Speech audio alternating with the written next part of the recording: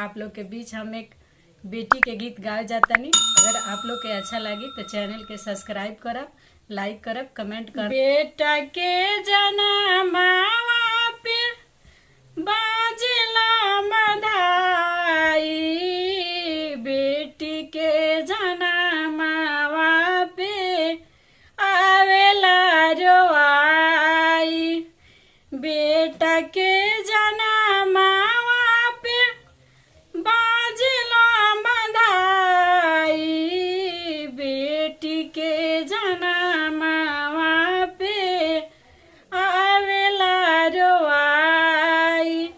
सबके देखेला घृणा के समानावा, बेटी भइली भार हो दहेज के करानावा। सबके देखेला घृणा के समानावा, बेटी भइली भार हो दहेज के